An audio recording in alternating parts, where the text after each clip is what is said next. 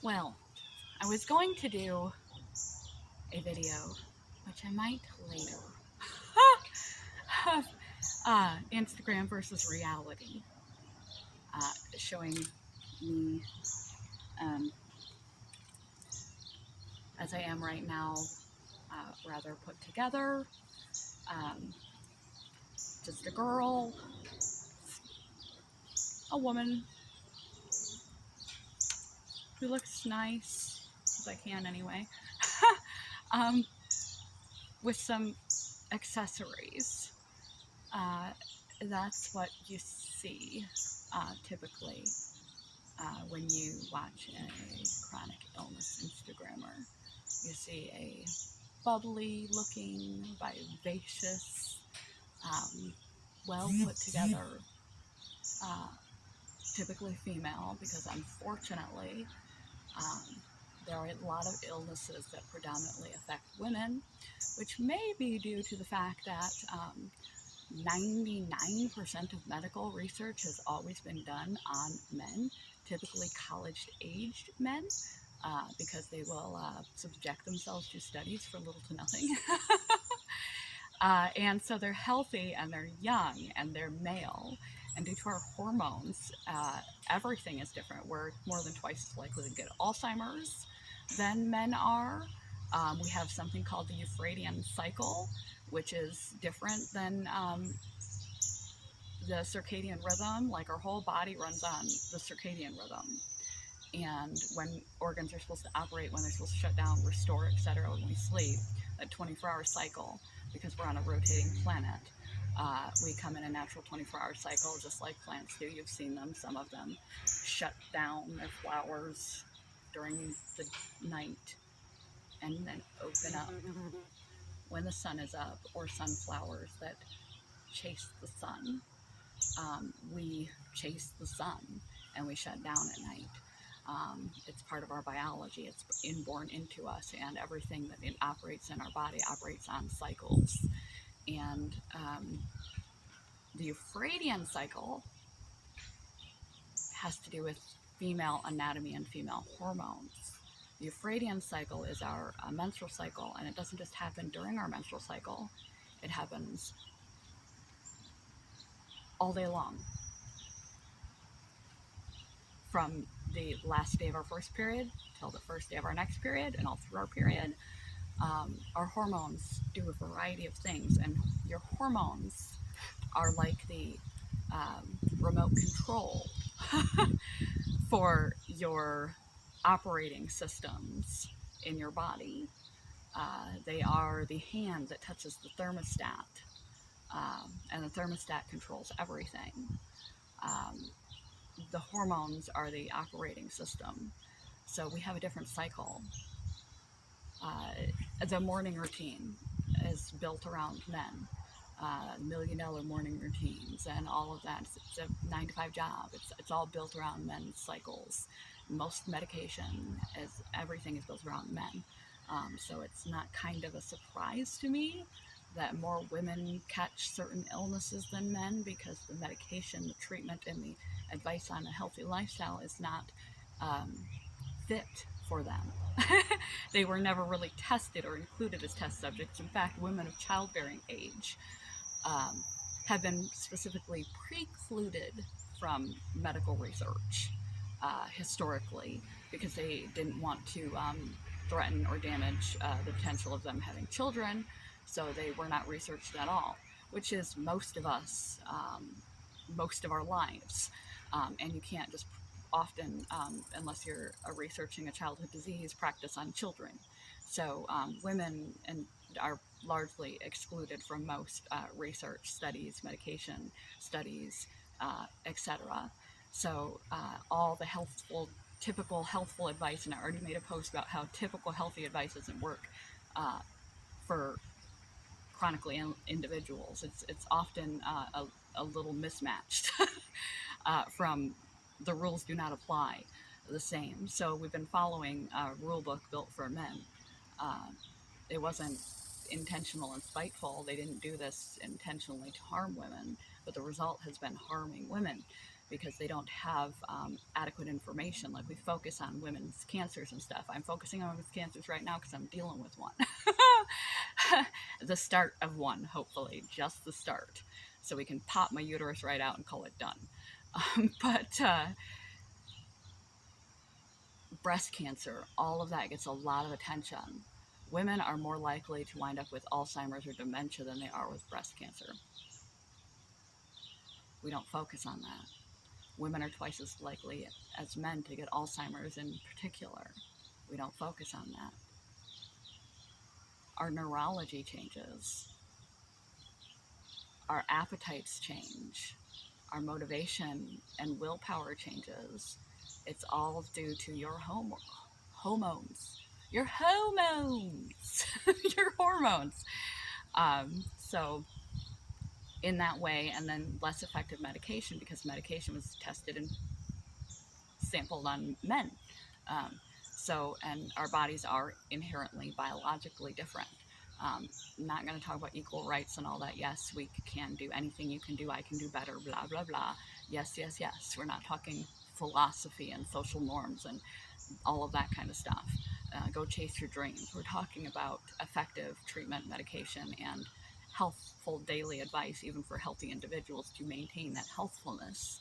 And then when you do, should you catch an illness or condition, medication and the treatments are not as effective for you because your biology is different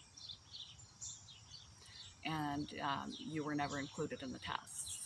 So it doesn't surprise me that certain conditions happen to women more often than men.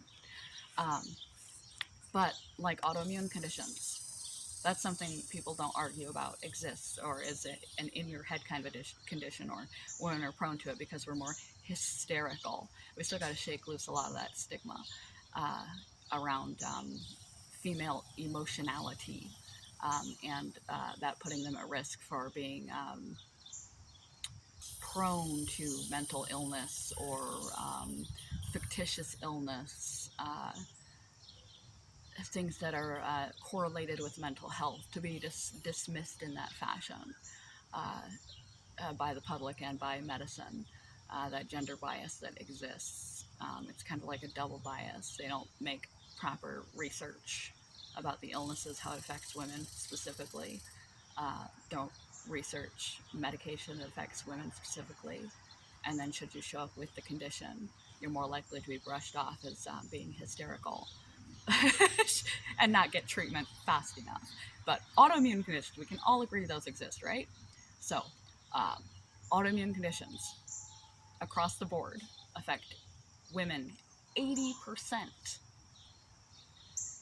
compared to men with 20%.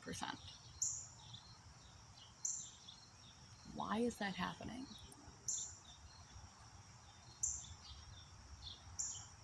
Well, part of what I talked about is part of why that's happening. We're physiologically different. But you're not going to argue that, it's our innate, emotionality that is causing us to get autoimmune conditions more often. Hopefully. Anyway, I have completely lost my point by now. By the way, I had another one that I was going to glom onto, and then I forgot that one too. Brain fog. But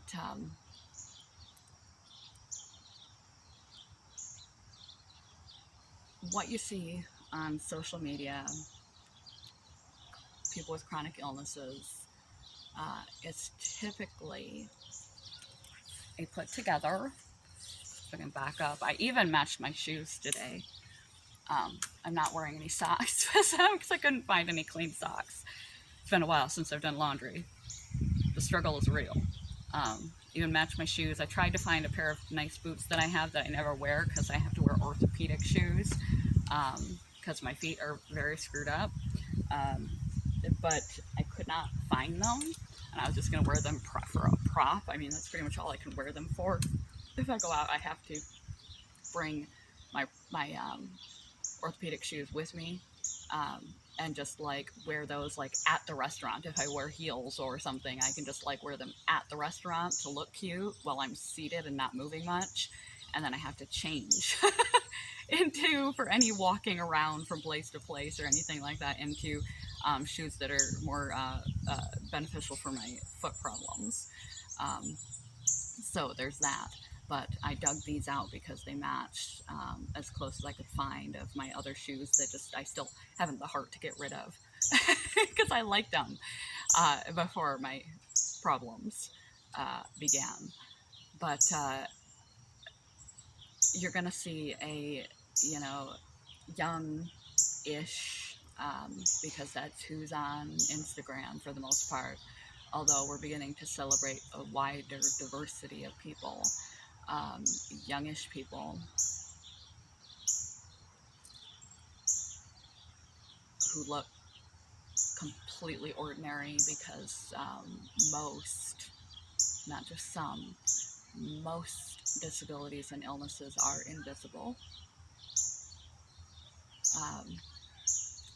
Most of our body lies beneath the skin.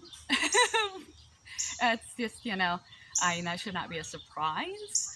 That most of our body lies beneath the skin, and any part of it could break at any moment, and that would create an illness, a potentially chronic illness, if any part beneath your skin breaks and you can't see it. So you will see a millennial, or whatever they call the ones after millennials. Don't remember what, I don't even know what they call them. I don't know what they are. You can let me know in the comments if you know. But or the ones after me. You might see a few Gen Xers or baby boomers, but not many. But you're typically going to see a young woman, relatively put together, makeup even, God forbid. We all know that lipstick and foundation cures type 1 diabetes or heart failure. Common knowledge, apparently, if you can color coordinate your clothing,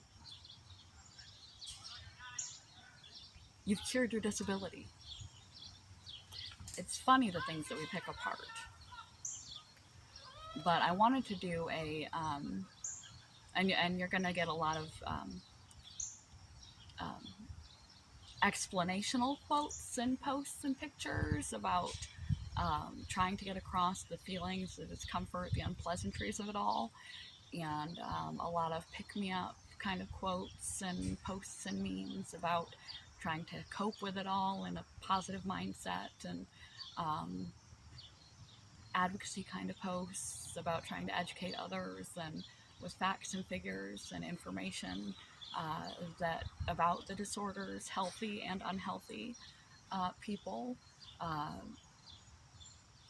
so that the unhealthy people know that they're not alone in this situation, and that symptoms and things they're experiencing as part of their conditions are, or difficulty getting even diagnosed with their conditions, or living with them, are a normal part of the process or not. They can ask questions, and they can realize that it's okay to feel a certain way, to think a certain way, or to have a certain sensation or symptom.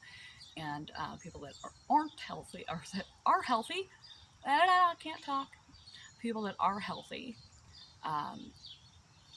can learn some facts about conditions and things, and hopefully demystify it. It's not that it's really mystifying to be disabled or chronically ill. It's not. It's not like people are like, I wonder what that life is like. Not really. Not unless you have a visible, very evident disability. Do people go, I wonder what it must be like to be in those shoes. And typically then they get all weird about it, and talk to you really, like if you're blind, they'll like talk to you really loud like you're deaf, like they get their disabilities confused, or they'll stare at you like Nobody wants to be stared at. That's always highly uncomfortable, like leering at people. Don't do that. Or they'll ask all sorts of questions, and I don't know which is worse, having your illness, injury, pain, symptoms, somewhere in the 99% of you that lives below the skin where nobody can tell, and just thinks that everything you're doing is choice and character flaws. And has all sorts of rotten things to say about you,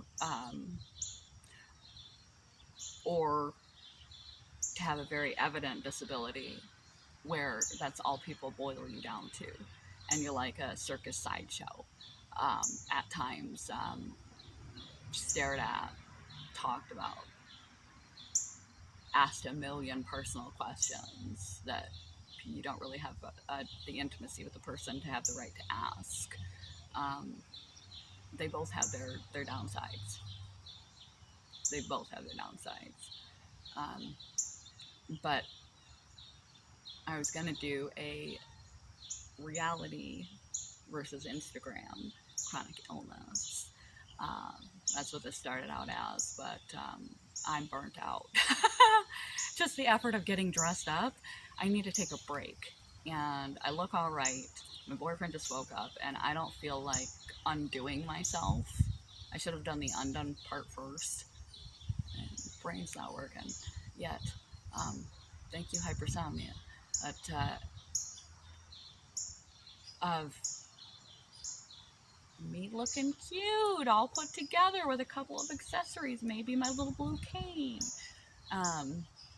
and some of those type of video screenshots, the quotes and the sentiments about what it's like and advocacy and da da da da da. And then I was gonna go into the reality, what you don't see, the shitting your pants, vomiting on yourself, morning repeat vomiting, depending on your disorder, a million things that you don't see. That I was going to get pretty graphic, because you think in Instagram versus life, what they show versus what's real, it's a big difference. You're just getting a slice of life. They're not telling you everything. And think about what people with chronic illness post, and the same is true. They're not telling you everything. So just imagine the very visceral, unpleasant, embarrassing, frustrating, disgusting, traumatizing, damaging, difficult things that they don't share with you. Maybe if we were a little more, little less made up, a little more graphic and gory, we'd get the validation, to get the word out to others. But someone shouldn't have to take away things to make them feel a little bit of dignity and like they have a little control in their life when they're ill. Something that makes them happy, dressing up nice, putting on makeup, whatever it is. They shouldn't have to slopify themselves simply to prove to strangers that they have an illness. Everybody deserves to have simple joys in life and to have a sense of dignity and a sense of their own personality and identity, and to do things they enjoy. And if they don't want to get on the internet and talk about how they shit their pants at their job last night, or how they spend every morning puking, or how they haven't pooped in 4 months, except a very, very, very little, and they're scared to do their colonoscopy because they're afraid it won't come out. It'll end up in a bowel blockage and they'll have to have surgery. um, or they didn't show you their, you know, I don't know. I don't know what you want to see or what you need to see. But anybody that gives people a hard time, um, they don't know anybody anything. They're already dealing with enough on their plate, existing chronically in pain, chronically ill, managing their own situation and managing life on top of it. Because if you have a chronic illness, your life still goes on. If you are ridden with the bad flu for a week, you get to take that week off. You can't take your life off. So they're still doing life, feeling like they got a flu and a hangover, or they got, you know, punched in the face a lot. And you gotta just play it cool. Play it cool. Do your life. You got this. Happy mindset. Rah rah mantra shit. Um, they're already suffering. It's already stressful and difficult. They shouldn't have to be stripped of the few things that bring them pleasure to prove to strangers that they're ill. They're on here sharing so that other people in their position don't feel so alone. God bless that we are in the age of the internet, so that people that are homebound and bedbound and have lost everyone practically from their lives due to their illness, everything, can still have human contact from people who understand. And maybe, just maybe, I'll break a few stereotypes that exist about chronic illness. And I'll make a few people feel less alone. Same with what I was doing on YouTube. If it helps one person, the hours spent are worth it. So, this definitely has to be a YouTube video because we're now at 22 minutes of my rambling. That's really what I'm rambling. I'm sorry. I came on here with a point and a purpose and was all ready to go. That'll be another video for another time for Instagram. But this is going to have to wind up on YouTube because it's gone on for too long. So, unedited ramblings of an invisible illness individual. Peace. Love. Old-fashioned allies.